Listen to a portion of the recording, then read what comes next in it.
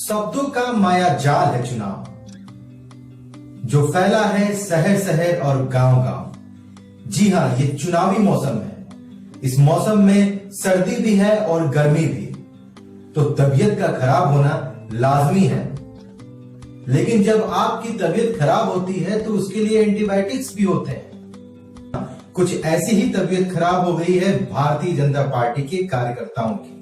आप social media उठा के देखें तो कार्यकर्ताओं का कांग्रेस और विपक्षी पार्टियों के ऊपर आलोचनाओं की तार लगे हुए हैं, लेकिन उस पर एंटीबायोटिक का काम कर रहा है भारतीय जनता पार्टी के बड़े नेताओं का स्टेटमेंट। ये चुनाव नहीं है, शब्दों का माया जाल है, जो राजनीतिज्ञों द्वारा अपने वोटरों को लुभाने के लिए किया जाता है। अभी तक कांग्रेस और अन्य विपक्षी पार्टियां भारतीय जनता पार्टी से मरे हुए आतंकवादियों का सबूत मांग रही थी, लेकिन अब इसमें एक व्यक्ति और शामिल हो गए। वो व्यक्ति हैं कांग्रेस के वरिष्ठ नेता और राहुल गांधी के करीबी सैम पित्रोदा। सैम पित्रोदा ने भारतीय जनता पार्टी से सवाल पूछा कि कितने आतंकवादी एयर स्ट्राइक में मारे गए।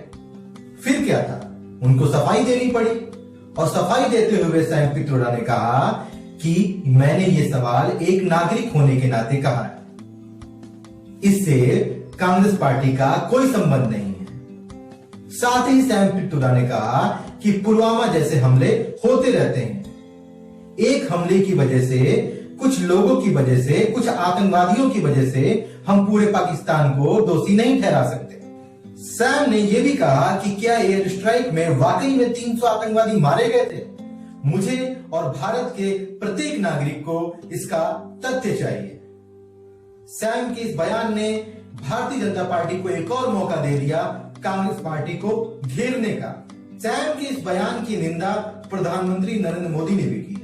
उन्होंने कहा कि कांग्रेस अध्यक्ष के विश्वसनीय सलाहकार ने पाकिस्तान नेशनल डे सेलिब्रेशन की शुरुआत कर दी है। उन्होंने यह भी कहा कि कांग्रेस के शाही परिवार के वफादार दरबार ने यह साबित कर दिया है कि कांग्रेस आतंकवादियों के ऊपर कार्रवाई नहीं चाहती है। ये नया भारत है, हम आतंकवादियों को उसी की भाषा में सूद समेत जवाब देंगे। इस चुनावी माहौल में भारतीय जनता पार्टी के ऊपर किए गए वार पर एंटीबायोटिक का काम कर दिया खुद प्रधानमंत्री नरेंद्र मोदी ने। सबसे बड़ा सवाल यह है कि जब भारतीय वायुसेना ने प्रेस कॉन्फ्रेंस कर खुद ये बात क्लियर कर दी कि हमने दिए गए टारगेट के ऊपर सैन्य कार्रवाई एयर स्ट्राइक किया है, लाशें गिनना हमारा काम नहीं है, तो फिर ऐसे सवाल क्यों किए जाते हैं? राजनीति और भारतीय सेना, इनको कभी एक तराजू में नहीं तौलना चाहिए। सरकारें बदलती रहती हैं, नया शासन आता रहता है, नए प्रधानमंत्री बनते रहते हैं, लेकिन सेना अपना कार्य करती है। सेना के कुछ उसूल हैं जिसपे सेना अपना काम करती है, हमारे देश की रक्षा करती है अपने जान की चिंता किए बगैर। लेकिन सेना को लेकर राजनीति करना इस देश के लिए दुर्भाग्यपूर्ण है।